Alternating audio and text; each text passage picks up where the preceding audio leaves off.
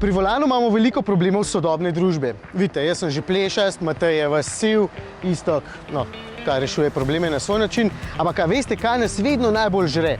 Povsod poskušamo biti kar se da učinkoviti, zato vedno iščemo najhitrejšo, najkrajšo, najbolj optimalno pot. Recimo, a je hitreje, če grem svojo skalo od tukaj, od kolodvora do Križank naokrog po cesti, ali pa recimo peš skozi center.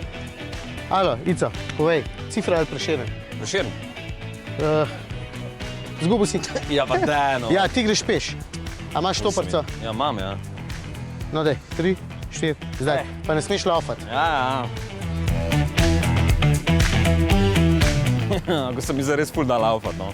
Sam ki bi zdaj sploh šel. Najprej Miklevšičeva, pa Vegova. Ja.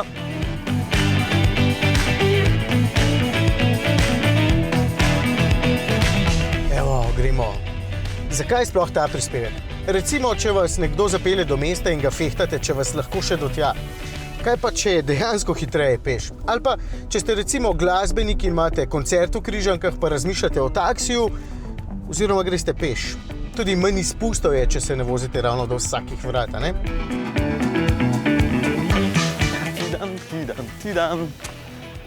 Najlepšo vest na svetu, da? Mislim, iz avta prav ne vidiš vseh teh lepot. In jaz, ki še nisem tako star, se prav spomnim, kako se je center včasih res dušil v prometu, tako da je prav, da je zaprt. Daj cajt, 12 minut. Jesus. Tole pot bi izven prometne konice prevozil v 6 minutah in bi vmes pil že kavo, ko bi Iztok še vedno hodil. Zdaj pa pot traja vseeno malce dlje. Ja, imam končno čas, da spoznam svojo skalo. Ta tehnologija izklapljanja valjev se mi je vedno zdela zanimiva. Če ne potrebuješ veliko moči, elektronika kar prekine dovod v 2 valja od 4, da ne kuri bencina po nepotrebne. Preklapljanje se praktično ne čuti, tukaj se vidi samo, kako se izpiše two-cylinder mode. Če pa imaš res dobra ušesa, potem slišiš, da ima motor takrat tudi malce drugačen zvok. Mimogrede, jaz spet stojim. No, ob vsem hrupu tukaj v mestu, jaz trenutno ne slišim razlike.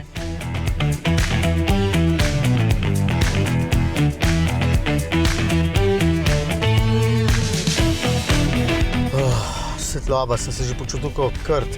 Mimogrede, trenutno se vozim že 12 minut pa pol. Evo, po res levi in Kopitari sem se peljal skozi predor pod gradom, zdaj pa še Karlovška in Cojzova, potem pa desno in sem na cilju.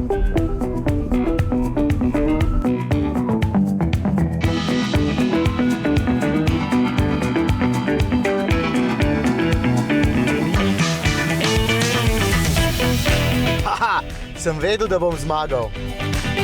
Ja, pa ne, no. Koliko je? 16 pa pol. To ni parking. No, kaj sem ugotovila? Da je avto vedno hitrejši. Očitno tudi ob 4 v Ljubljani ni taka gneča, kot mi mislimo. Ja, sam ti si ziher za 1 evro porabo benzina, pa še osvinjal luft, ne, jaz sem pa lepo bližje zastojn, pa še malo sem se razgibal. Poglej, moj avto je čist. Kaj, si na 2 valja vozil? Ja, seveda. Kako bo veš? Ja, vi lahko to preberete na volan.si. Do prihodnje nedelje pa varno za volanom. S tem, da stari, tebi še kar cajt teče, ker nisi uradno parkiral, kar pomeni, da 2 minuti, zdaj koliko imam jaz do ostanka. Ja, daj parkira, 2 minuti imaš časa. Če si pol počasen, pol jaz zmagam. Če bi vedel, da moram parkirati, gremo, zdaj ne parkiram. minuta 50.